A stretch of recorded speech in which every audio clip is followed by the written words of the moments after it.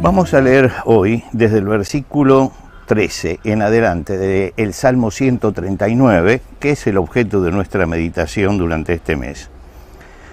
Dice: porque tú formaste mis entrañas, tú me hiciste en el vientre de mi madre. Te alabaré porque formidables, maravillosas son tus obras. Estoy maravillado y mi alma lo sabe muy bien. No fue encubierto de ti mi cuerpo, bien que en oculto fui formado, y entretejido en lo más profundo de la tierra. Mi embrión vieron tus ojos, y en tu libro estaban escritas todas aquellas cosas que fueron luego formadas, sin faltar una de ellas. David en este salmo toma todos los atributos incomunicables de Dios y los aplica a su vida. Y allí está lo interesante del salmo, que en vez de teorizar teológicamente, él habla de la relación que tiene ese atributo con él. Cuando habla del Dios omnisciente, que todo lo sabe, entonces él lo relaciona con un Dios que conoce su mundo consciente, su mundo subconsciente y su mundo inconsciente, y que puede revolver en esos lugares donde a nosotros nos cuesta tanto entrar, porque Dios domina todas esas cosas con su conocimiento, con su omnisciencia. Después habla de la omnipresencia de Dios. Dios está en todas partes. Y esto, que para muchos es motivo de angustia, que Dios siempre esté siempre bajo el ojo de Dios, para David es una gran bendición para su vida, porque quiere decir que él siempre está radarizado por Dios y Dios puede ayudarlo en toda circunstancia y siempre puede contar con él. Hoy nos toca llegar al tercero, que es el Dios omnipotente. El Dios, vamos a usar la palabra bíblica, todopoderoso. Este es el tercero de los atributos incomunicables de Dios. Es el Dios que todo lo puede, que nada está fuera del poder de Dios. Esto aparece ya en el principio. En el primer capítulo de Génesis vemos cómo Dios actúa con la creación y que Él habla y las cosas se producen, lo que habla de una capacidad, de una potencia, de una omnipotencia, donde puede hacer todas las cosas y puede, en los días de la creación, dejar terminado el mundo. Ahora, quien lo explica muy bien es en la carta a los Hebreos. Dice que por la fe nosotros entendemos haber sido constituido el universo por la palabra de Dios, de modo que lo que se ve fue hecho de lo que no se veía. Y esto es muy profundo lo que está diciendo. ¿Por qué?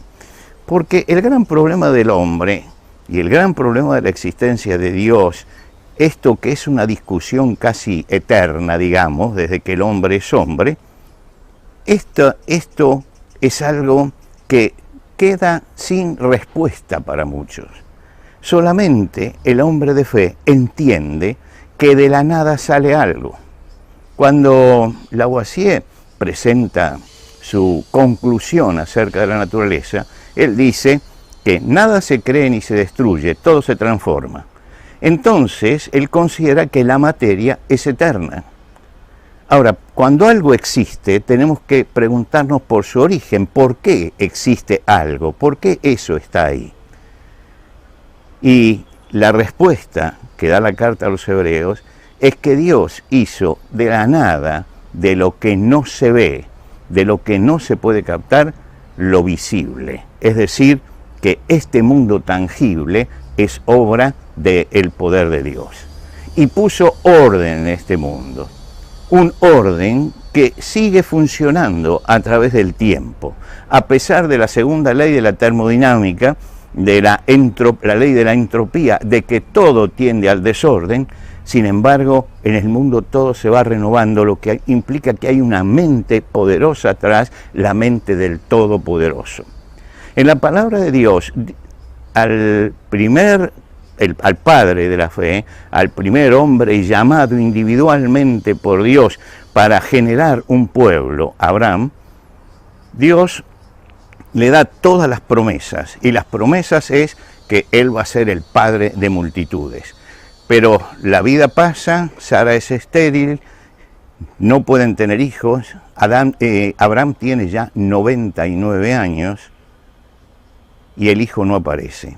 Y en ese momento Dios habla con Abraham y le dice: yo soy el Dios Todopoderoso, anda delante de mí y sé perfecto. Es decir, yo tengo todo poder, así que no te preocupes, que lo que yo prometo se va a cumplir. Cuando le anuncia a Sara que va a estar embarazada, Sara se ríe. Y entonces Dios le dice: ¿hay algo imposible para mí? ¿Hay algo imposible para Dios? Y realmente Dios muestra allí su todopoder. Quiere decir que en el Padre de la fe ya Dios se está mostrando como el Todopoderoso. Ahora, David va más allá. Va más allá de todo esto que acabamos de decir, porque para él la omnipotencia de Dios está relacionada directamente con él. Y nos habla de eso específicamente. Él dice: la omnipotencia de Dios me hizo. Es decir, que Dios es el que está trabajando en él desde la vida intrauterina. Y la descripción que hace es justamente esa. Pensemos que David escribe más o menos 1000 años antes de Jesucristo. Y recién empezamos a conocer algo de la vida intrauterina en el siglo XVI, cuando Leonardo da Vinci comienza a diseccionar cadáveres y nos deja esos dibujos tan completos acerca de lo que es el feto dentro del seno materno. Pero David no conocía todo esto. David no conocía lo que nosotros conocemos hoy a través de las ecografías. David dice, sin embargo: Dios es el que me hizo, Dios es el que me entretejió. Dios está diciendo que sí, hay leyes naturales, pero detrás de las leyes naturales está Dios poniendo el sello de la individualidad, el sello de su grandeza. Dios lo hizo a alguien diferente, no fue encubierto de ti mi cuerpo. Todas las cosas estaban previstas y todas las cosas se fueron entretejiendo porque estaba aquel que estaba guiando la formación de ese ser.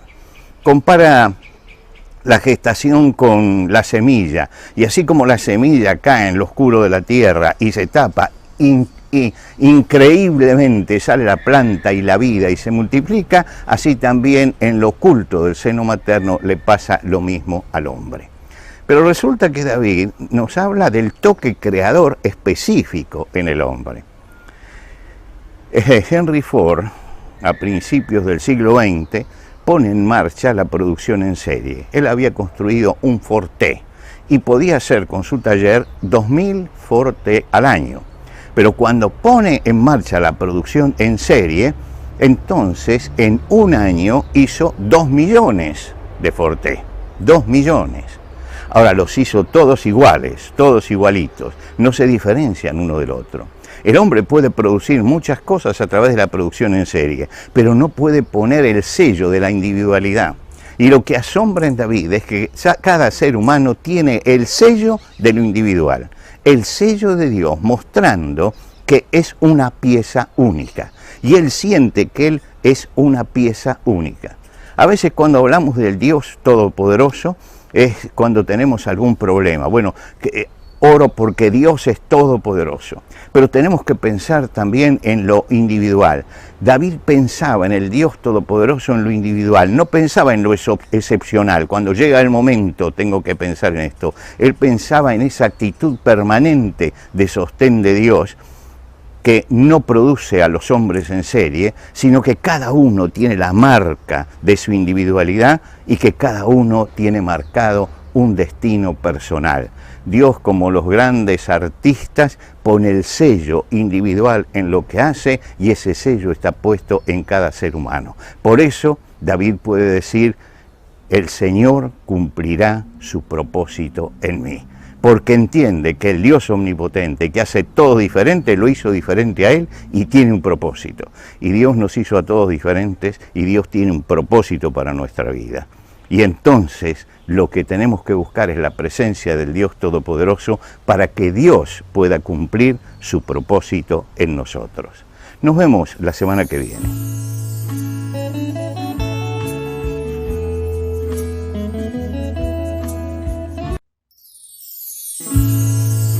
Thank you.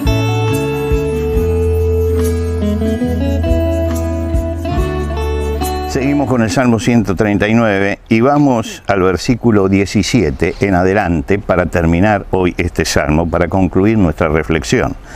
El versículo 17 dice: «Cuán preciosos me son, oh Dios, tus pensamientos, cuán grande es la suma de ellos.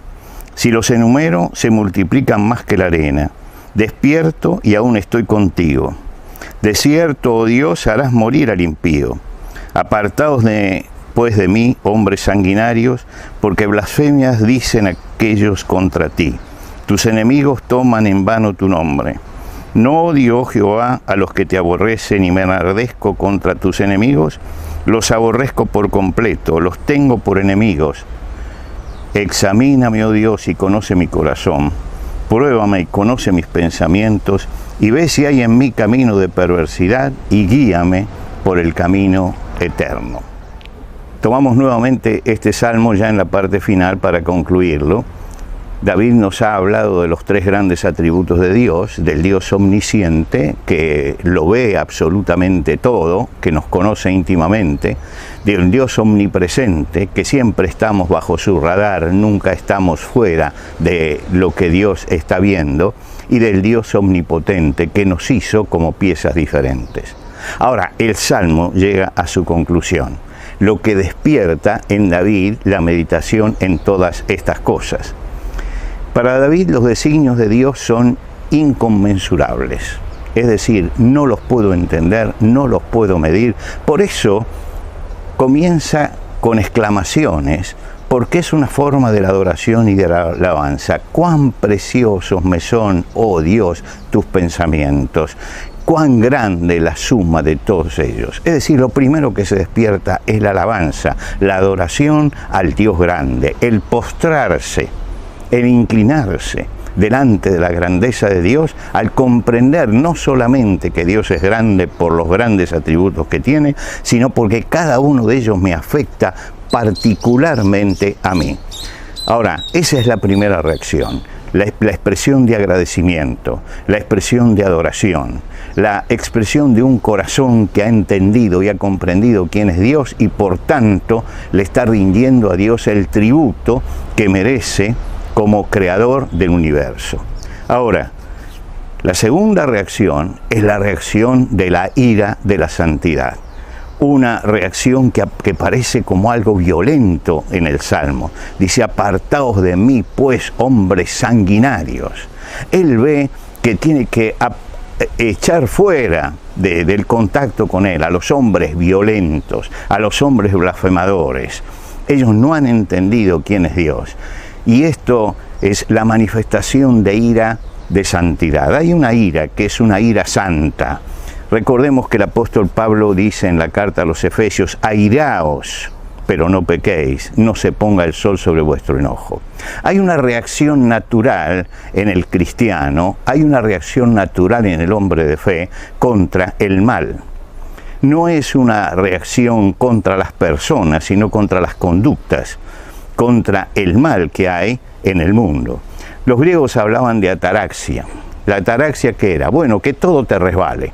Un poco también de esto habla el budismo, que sea insensible a todas las cosas. El cristiano no es insensible a todas las cosas. No puede mirar la pobreza y la corrupción a la vez en una misma sociedad sin levantar la voz y sin indignarse por eso. No puede ver cómo se destruyen los valores cristianos y los valores de los hombres sin indignarse. La indignación forma parte de las características que tiene que tener un cristiano. El Señor Jesucristo reaccionaba, y reaccionaba con mucha fuerza contra la hipocresía religiosa de los fariseos y de los saduceos y de la utilización económica que hacían del templo de Jerusalén, y se levantaba contra todo ese tipo de explotación y defendía a los huérfanos, a las viudas, y hablaba de ellos y evitaba y despreciaba el menosprecio que ellos tenían por las personas como la mujer pecadora o como los hombres que mendigaban como Bartimeo. Jesús se acercaba a ellos y sentía realmente ira contra los que los segregaban, los separaban, contra aquellos que olvidaban que estaban viviendo en una sociedad donde todos en alguna forma tenían que saber interactuar. Ahora, esto en Jesús y en los apóstoles era normal, tener esta rebelión interna. Recordemos que Pablo y Bernabé se sacaron las sandalias y sacaron el polvo del lugar. Era una manifestación de ira contra esas cosas. Pero cuidado, no es la manifestación violenta de la ira, no es la manifestación violenta que destruye. Es por el contrario, la indignación. Lo que hacía Pablo en ese momento y Bernabé era mostrar su indignación contra la actitud que habían tenido no recibiéndolos. Es una forma de reacción contra el mal que un cristiano tiene que tener. Cuando llegamos a comprender lo que es Dios, lo primero que se despierta es adoración y lo segundo es esa ira santa contra todas aquellas cosas que realmente son injusticias dentro de la sociedad. El cristiano es sensible a todo eso. No podemos dejar de ser sensibles. No somos como los griegos que buscamos la ataraxia. Tampoco somos como los budistas. Vemos y lloramos con el que llora y sufrimos con el que sufre. ¿Por qué? Porque nos estamos identificando con eso. Ahora, la última de las reacciones es cuando el corazón de David se abre y dice: examíname, oh Dios, y conoce mi corazón.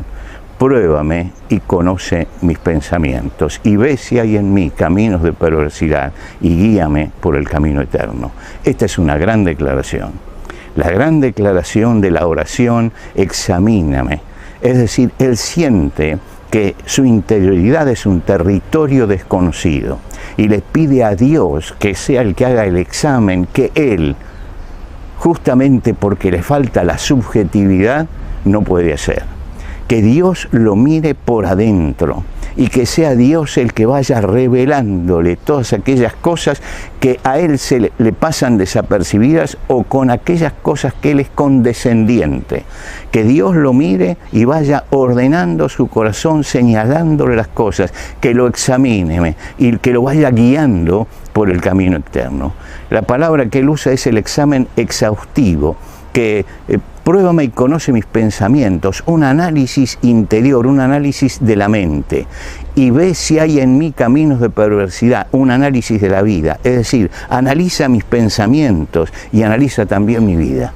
Le pide a Dios que se asocie con él en el análisis a su propia vida, que ese análisis que él siente que es incapaz de hacer, porque muchas veces somos condescendientes con nosotros mismos y practicamos la autocompasión, ese análisis que lo haga Dios y que le muestre a él dónde se está equivocando al analizar su propia vida.